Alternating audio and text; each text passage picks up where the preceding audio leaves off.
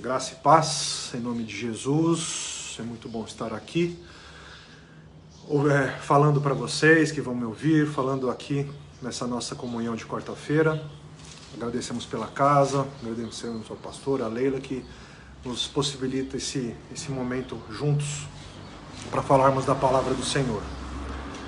E hoje quero trazer a meditação para nós sobre a comunhão plena, o que é essencial para uma comunhão plena. E o texto base eu vou trazer ao final como uma conclusão para este processo dessa comunhão plena. E para isso é interessante e essencial que a gente volte ao livro de Gênesis para ter toda essa noção de como a comunhão plena se dá, né, no homem, junto com Deus. E então, para a gente construir esse pensamento, a gente vai para Gênesis e desde já retoma a questão de para que nós fomos criados, né? Nós fomos criados para que a gente expresse com a nossa vida, né, o Senhor Deus invisível e que Ele se torne visível através das nossas atitudes, dos nossos atos. E para isso Ele fez, né, o homem e a mulher a sua imagem e semelhança. Essa foi o propósito da criação. Só que, num momento, num instante, Ele forma, na formação da humanidade, na pessoa relacional, Ele forma o homem e a mulher e dá o nome de Adão. Isso está tudo lá em Gênesis 1:26, 1:27. Nessa caminhada, Ele forma primeiramente o homem e depois a mulher, para que eles possam gerar filhos e filhas à imagem e semelhança do Senhor. Mas nós sabemos que nessa caminhada há a queda, né? A queda do homem e da mulher, e eles começam a gerar filhos e filhas à imagem e semelhança deles, imagem e semelhança adâmica da terra, né? E foge, né? E há esse afastamento da humanidade com o Senhor. E temos também, nesse processo da criação, Caim e Abel, onde aconteceu o primeiro homicídio, onde a oferta de Abel foi aceita, a oferta de Caim não foi. Caim se ira contra Deus e num ato ele mata o seu irmão. E permanece apenas essa geração cainita, essa geração caída. Então Eva pede ao Senhor que lhe conceda um novo filho, para que possa dar continuidade aos filhos da fé, né? Aos filhos que dariam continuidade a essa geração de Adão. E Deus concede a ela Sete, né? Vai ser um filho de Adão, à sua imagem e semelhança, como a gente falou.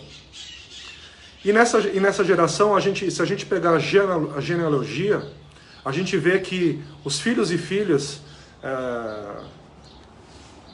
dessas gerações vão morrendo. Eles criam, têm filhos e filhas e morrem. Filhos e filhas e morrem. Mas vai chegar na sétima geração, é onde aí começa o nosso estudo mesmo. Tem Sete, tem seu filho Enoque, Enos, né, tem seu filho Enoque. E a gente vê lá em Gênesis 4:26, Gênesis 5, que Enoque andou com Deus. Enoque foi o primeiro relato da criação onde há uma comunhão, onde está falando aqui, uma comunhão com Deus. E aí é a partir daí que começa o nosso estudo. E o que a gente pode tomar nesse primeiro momento de andar com Deus? O que isso a gente pode trazer para nós? Andar com Deus, a gente pode ver que Enoque não morreu. Então ele andou com Deus, ele foi arrebatado, ele não viu a morte. Então com isso a gente tira que andar simplesmente com Deus é o primeiro caminho para essa comunhão plena. Esse andar junto, andar ao lado, andar com, significa que a gente está ali, com Deus, simplesmente. Ele está nos tirando dessa morte espiritual, né? A morte física a gente sabe que a gente vai passar, mas Ele tira essa morte. Mas apenas isso. mas é uma atitude necessária para que a gente busque essa comunhão, para que a gente cresça. Porque se a gente continuar lendo Gênesis, a gente vai ver que as outras gerações a partir de Enoque viveram e também morreram. Então, neste primeiro momento, temos que tomar para nós que a primeira atitude nossa com Deus é andar com Ele. É como se a gente tivesse, vou trazer um exemplo para nós aqui, uma turma na nossa adolescência ou na nossa fase adulta. Nós temos uma turma, a gente gosta de estar junto, a gente anda, tudo, mas e muitas vezes andar junto é se espelhar, a gente se espelha, a gente quer tomar um exemplo, mas é uma fase de interesse, é uma fase em que você está ali buscando algum conhecimento, alguma coisa, mas você tem a sua vida. Você está ali andando apenas com aquelas pessoas. É uma coisa de interesse. Então ali você vive suas crenças, né? Você ainda não conhece realmente Deus, você não tem ainda aquela fé que se renova e se fortalece. Então você simplesmente anda. Mas nós temos na nossa caminhada uma próxima fase, um próximo degrau, que eu estou colocando dessa forma, que não se trata de uma coisa estanque, né? Cumprir uma fase e acabou, não. É uma progressão na sua vida, né? Que isso vai acontecendo naturalmente, mas para a gente entender, eu acho importante separar isso, vamos dizer, por degrau, por fase. Então nessa nossa segunda fase, nesse nosso segundo degrau, Paulo, lá em 2 Coríntios, capítulo 5,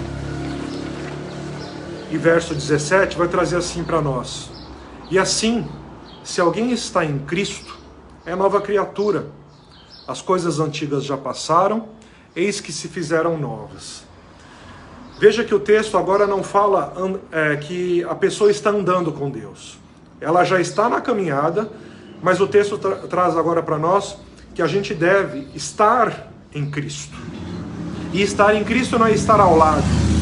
Agora é seguir o mesmo caminho, a mesma direção, no mesmo sentido.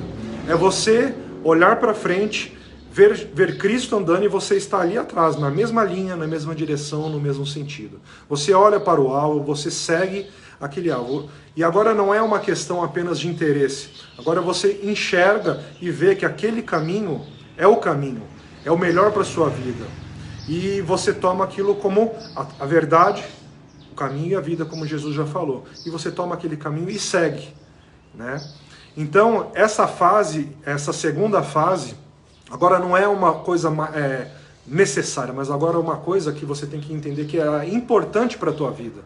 Porque se você ficar estagnado no andar você simplesmente se torna uma pessoa interesseira e está ali para buscar apenas o poder e o que Deus pode fazer por você. Nesta segunda fase de estar em Cristo, você agora entende que agora você se torna, como o texto fala, uma nova criatura. E essa nova criatura, ela traz para você duas consequências. A primeira consequência é você ter uma nova natureza. Porque Deus não se relaciona com naturezas diferentes. Ele é santo, ele vai se relacionar com quem é santo. Então nessa nova natureza você se torna uma pessoa santa, uma pessoa separada do mundo, em que vai buscar agora esse sentido de vida, um sentido do amor, da justiça, da paz, em Cristo Jesus. E é nesse momento que você começa a ter um relacionamento, uma comunhão, você começa a estreitar, né, ficar íntimo do Senhor nesse segundo momento. Mas você não vai ter agora apenas uma natureza santa. Sendo uma nova criatura, você vai ter uma nova identidade. Você vai ser agora, em Cristo, filho de Deus. Você vai, em adoção, né, Deus vai ali e vai falar: agora você é meu filho. Não agora, mas você, estando em Cristo, você é aceito, né, vamos colocar assim, aceito como filho adotivo de Deus. E você agora começa a estreitar essa comunhão, como dito. Então você sai de andar e agora você está em Cristo Jesus. Uma atitude importante da sua vida, uma atitude de crescimento. Você deixa de se alimentar, né, como Paulo também diz, de pequenas coisas e agora passa a se alimentar de alimentos, né, de alimentos sólidos. Você começa a se aprofundar na palavra, você começa a ter conhecimento e aprendizado e continuando a conhecer quem é Deus na tua vida. Mas, e chegando à conclusão, né, dessa pequena reflexão, nós passamos para um terceiro passo, uma fase, vou colocar assim uma forma bem lúdica, a cereja do bolo para a nossa vida, nessa terceiro e último passo, onde Paulo fala em Colossenses 1:27, fala o seguinte: a estes Deus quis dar a conhecer a riqueza da glória deste mistério entre os gentios, que é Cristo em vocês, a esperança da glória. Cristo em vocês. Veja que não se trata apenas de construções de frases, não se trata apenas de jogos de palavras aqui, a gente não quer trazer nada disso, a gente está pegando a palavra do Senhor e mostrando o que ela significa, o que cada fase, o que cada caminhada significa.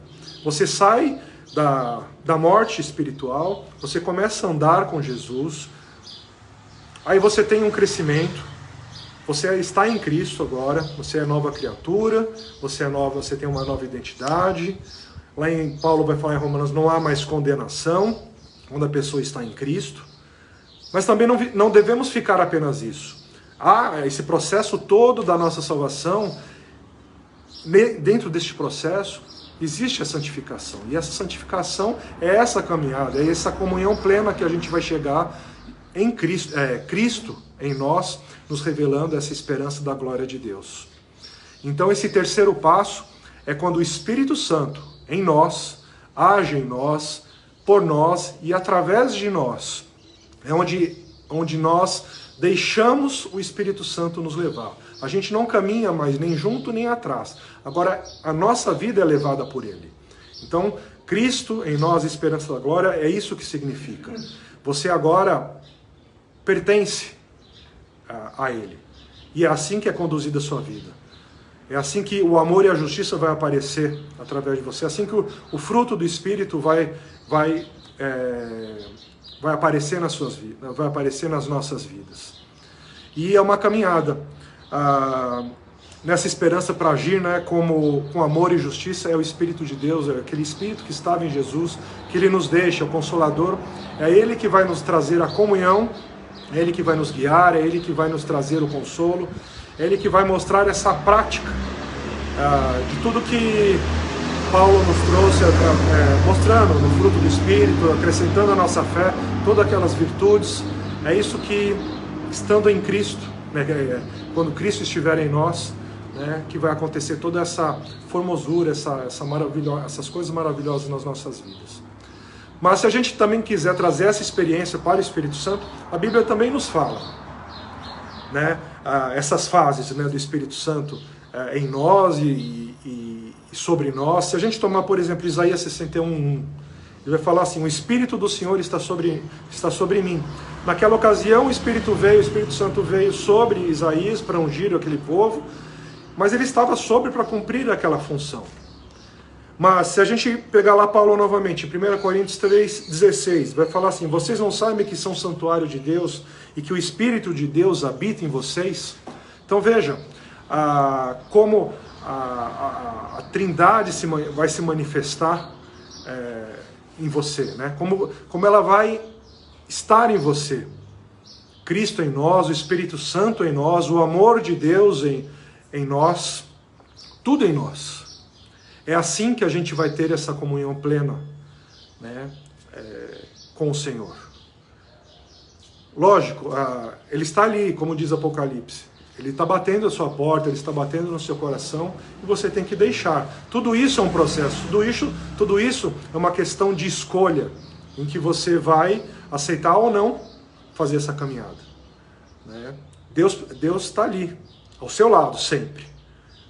Mas para que Ele esteja, mas para que você vá atrás dele, para que Ele esteja em você, é uma questão de escolha. É uma questão de você, sim, Senhor, se entregar humildemente a Ele e deixar que o Espírito Santo haja, né, através das nossas vidas. Então, irmãos, a reflexão para hoje, aí eu encerro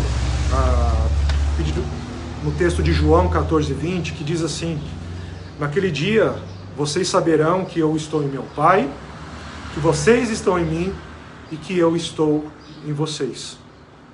Naquele dia, na vinda do Senhor, tudo isso vai se revelar, tudo isso você vai entender, né? Que todo o trabalho que Cristo fez era porque o Pai estava nele, porque ele estava no Pai, e tudo que foi feito através de nós é porque a Trindade estava em nós. Que nós deixamos, nós aceitamos e nós nos rendemos em condições humildes de vida, para que ele reinasse em nós. Então fica essa reflexão, até um alerta, até para você entender em que fase você pode estar se encontrando, em que fase está a sua caminhada. Se você apenas está andando com Deus, busque, né, se fortaleça para que você saia desse momento de interesse, esse momento de crença, para que você possa dar esse outro passo, de agora estar andando atrás de Jesus, para que você veja o alvo. Do lado você não consegue ver, você apenas tem esse interesse. Quando Jesus está à tua frente, você está vendo o alvo e você o persegue para alcançar esse alvo.